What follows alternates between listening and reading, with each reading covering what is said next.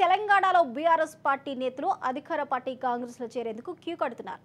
ఇప్పటికే పలువురు బీఆర్ఎస్ ఎమ్మెల్యేలు ఎంపీలతో పాటు జిల్లాలో బీఆర్ఎస్ పార్టీలోని కీలక నేతలు కాంగ్రెస్ కండువా కప్పుకున్నారు. తాజాగా నిర్మల్ జిల్లా ముథోల్ నియోజకవర్గ మాజీ ఎమ్మెల్యే బీఆర్ఎస్ జిల్లా అధ్యక్షుడు గడ్డిగారి విఠల్ రెడ్డి ఎట్టకేలకు తన సొంత గుడికి చేరుకున్నారు. హైదరాబాద్ లో ముందుగా మంత్రి సీతక్కను కలిసిన విఠల్ రెడ్డి అనంతరం ముఖ్యమంత్రి రేవంత్ రెడ్డి సమక్షంలో కాంగ్రెస్ పార్టీ కండువా కప్పుకున్నారు. ఈ సందర్భంగా సీఎం రేవంత్ రెడ్డి పార్టీలోకి సాదర స్వాగతం పలికారు. దీంతో ఎట్టకేలకు తన సొంత గుడికి చేరుకున్నారు.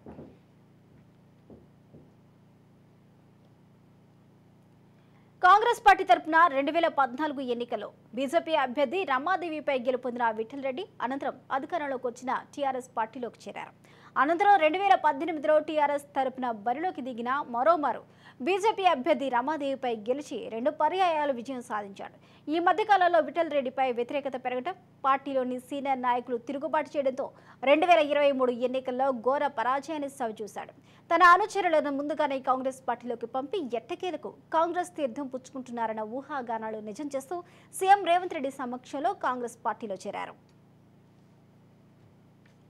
ఇదే అంశానికి సంబంధించిన పూర్తి అప్డేట్స్ మా ప్రతినిధి శ్రీనివాస్ అందిస్తారు. శ్రీనివాస్.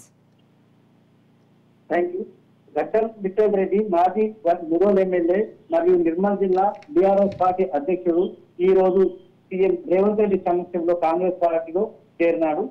అయితే గతంలో ఇతను 2 సార్లు బీఆర్ఎస్ పార్టీ నుంచి ఎమ్మెల్యేగా గెలిచి కానీ ఇప్పుడు ఉన్న పరిస్థితిలో కాంగ్రెస్ పార్టీలో జాయిన్ అయ్యాడు. అయితే ఇక్కడ ఆదిలాబాద్ జిల్లాలో దాదాపు చెప్పాలంటే బీఆర్ఎస్ పరిస్థితి అంతంతగా మారింది. ఒకప్పుడు బీఆర్ఎస్ పార్టీ కంచుకోట లాంటి ఇప్పుడు బీటా వాడుతుంది. ఆదిలాబాద్ లో ఉన్న 7 సెగ్మెంట్లలో 2 మాత్రమే బీఆర్ఎస్ గెలిచింది. ఆ ఓడిపోయిన తాజా మాజీ ఎమ్మెల్యేలందరూ కూడా ప్రస్తుతం అయితే కాంగ్రెస్ అయితే చూస్తున్నారు. కాంగ్రెస్ మరి ఇప్పటికి మాజీ ఎంపీ కూడా నాగేశ్వర ఆల్రెడీ టికెట్ తీసుకుని ఉన్నారు. ఇప్పుడు ఈ గడ్డిగారి విఠల్ రెడ్డి 2 సార్లు బీజేపీ అభ్యర్థి రమాదేవి పైన గెలిచిన తర్వాత అతని పైన వ్యతిరేకం వచ్చింది. తర్వాత రమాదేవిని కూడా బీఆర్ఎస్ పార్టీ జాయిన్ చేసినా అని అతను గెలవలేకపోయాడు.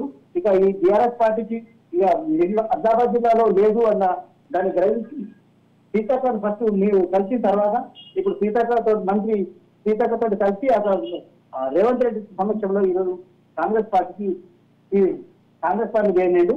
అయితే తర్వాత అంత మాట్లాడుతున్నా నేను కొత్త గుడికి చేరినా నాకు సొంత ఇంటికి వచ్చిన ఆనందం అని చెప్పేసి మనకు గడియాలు చెప్పారు. Thank you Srinivas.